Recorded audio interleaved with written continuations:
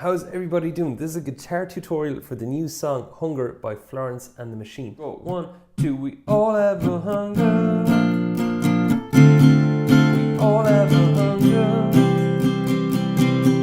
We all have a... So, before we begin, I have a quick question. What is your favorite song from the debut album by Florence and the Machine called Lungs? I would love to know because I'm getting back into her earlier album. I used to play a lot of that one, the How Sweet the Sound, and looking for other oldies I may have forgotten. So let's get into the lesson. So the intro is really quietly played. It's like that old pizzicato string sound from the earlier albums. And the chords, you will see chords written down below in the description of this video on the diagrams if you're looking for them. So Capo is on the 5th fret for all this song. Okay, so we have an F, then we have an A minor 7, which is just A minor with your ring finger removed. Now G sus4 with the D bass. Let me explain. It ain't so bad. Right, what we're going to do is stay on the A minor 7 and remove your middle finger. And you're only going to hit the D string, G and B. That is G sus4 with the D bass. Then you're back to your G chord. Okay, so this is our intro. It goes 1, 2, 3, 4. Ooh, ooh, ooh, ooh, ooh, ooh. And also that's the part where she's singing in the first verse. It goes, for a bit of context, a bit of rough singing, it goes 1, 2, 3, 4. At 17 I started to starve myself. I thought that love was a kind of emptiness, and at least I understood then the hunger I felt, and I didn't have to call it loneliness. Okay, that is your intro and your verse. Now, time for the chorus. What's happening with the chorus is you have those regular chords already. F, A minor 7 and G. That fourth bar, we'll chat about that in a moment. But the other part goes like, and actually I will play what happens in that fourth bar now in a moment as I sing this part. So for the chorus you go 1, 2, we all have a hunger. We all have a hunger. We all have a hunger. We all have a hunger. Let's talk about this fourth bar. What's happening is you have your G chord already, right? So that G that's in the bracket was just the one you had in the previous bar. Now, you're familiar with A minor 7. E minor 7 is just an E minor chord, but take off your lower finger. So the only finger I have on is my middle finger on the 2nd fret from the capo on the A string. E minor 7 and then the 4-fingered F again. Now if you want to do this F, by all means go for it. The reason I choose the 4-fingered F, well, there's two reasons really. The first reason is it sounds tighter, which suits the song more. Second reason is it's easier to get to it from these fast chord changes rather than try this. Okay, so, and the count of that last bar goes 1 and 2 and 3 and 4 and. You'll notice I have those ones highlighted in blue. So it goes 1 and 2 and 3 and 4 and. So all that all together goes as follows. 1, 2, 3, 4.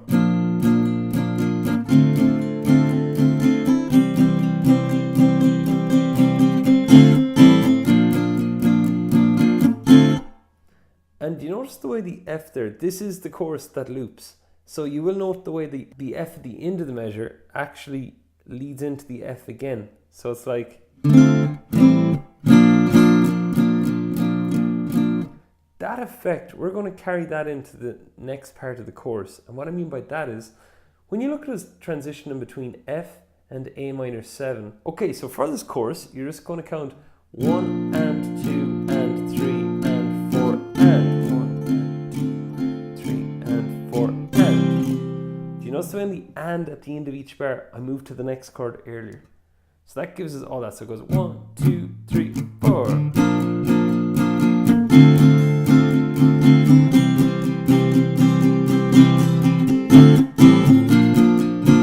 And that is all the chorus. Okay, so I know pre-choruses historically and structurally go before choruses.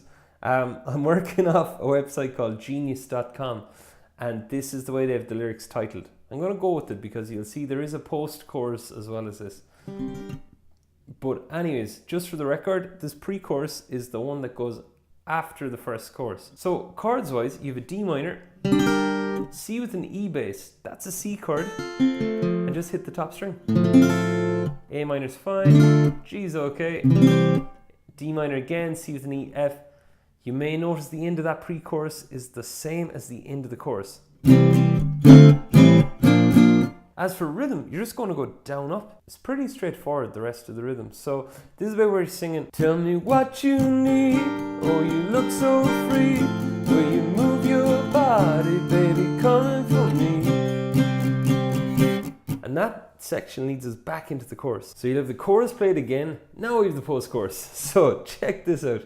Again, it's chords now. We've covered all the main chords that have happened with the other sections. So you'd be familiar with the chords already. And again, at any stage, if you want to hit pause and just recap on any of the chords, go for it. As I was saying as well, the chords will be written down the bottom of the description also. All right, so I won't be adding and singing over this part, well, apart from the first line, just to give you a bit of a flow of it, okay? I am toying with the notion of playing along with the entire track to give it all context. The only thing is I have to watch the copyright rules on YouTube, but I may do it on my Facebook. I'll post it in the comments below if I do so. This is the part that goes 1, 2, and it's Friday night, and it's kicking in.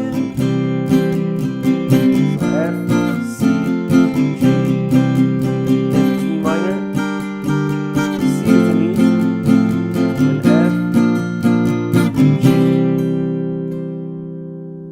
So that's all the post-chorus. The thing about it is, and also with this song, since the post-chorus and the pre-chorus and the chorus, they're kind of all over the place structure-wise in the song. What I'm going to do is I'm going to write the order down below in the description also. So let's take a look at verse 2. Lots of chords in this part. So let's do this. So you have A minor, you have C with the G bass, which is just your C chord. Move your ring finger up a string. Okay, F again, C. Now C with the B bass, it's C, but take off your ring finger, the top one. Move your middle finger up a string. That's C with the B bass. And you're going to hit it from the A string down.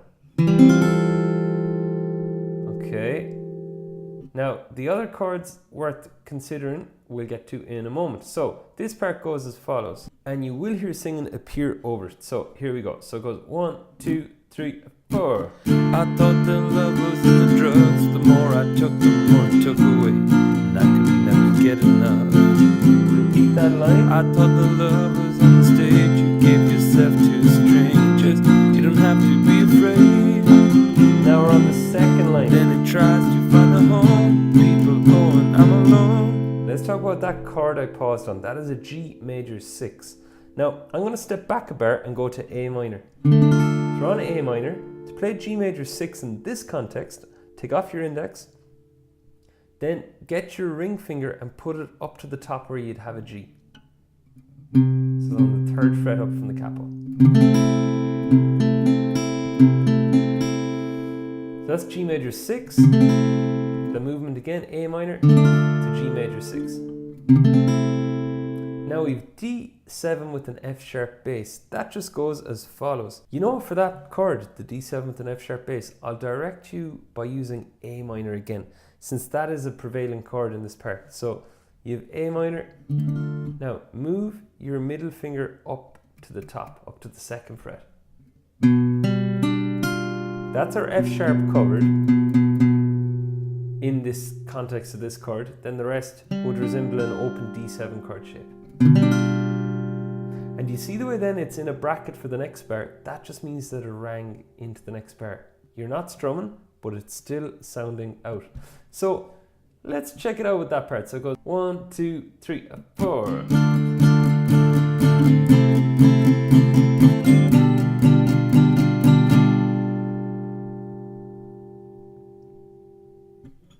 Okay, now to the last line, and we're nearly there with the whole song then. So you have F. A minor with an E bass is just an A minor and strum the top string lightly. Then we have G sus4, which, again, I'm going to mention frets up from the capo for this one. So it's 3rd fret up from the capo, open string on D, open string on G, 1st fret up from the capo, G sus4, then we have G. Okay, that line all together goes 1, 2, 3, 4.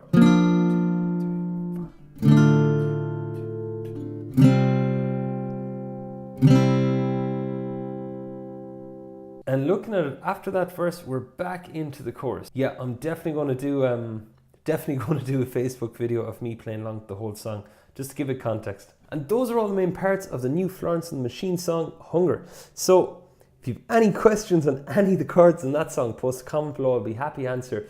Some of them take a bit of time, since, I'll be honest, a lot of the pop songs I teach at times, they'd have like 3 or 4 chords over and over. This is definitely up there as one of the most detailed songs I've done in months. Like some of them are borderline jazz chords, and really that is what adds the sort of uniqueness of the Florence and the Machine sound into this song. So I think that's about it. As I was saying, if you feel like subscribing or giving it a thumbs up to spread the word about the video, I'd greatly appreciate it, and I'll catch you very soon. Thanks for watching.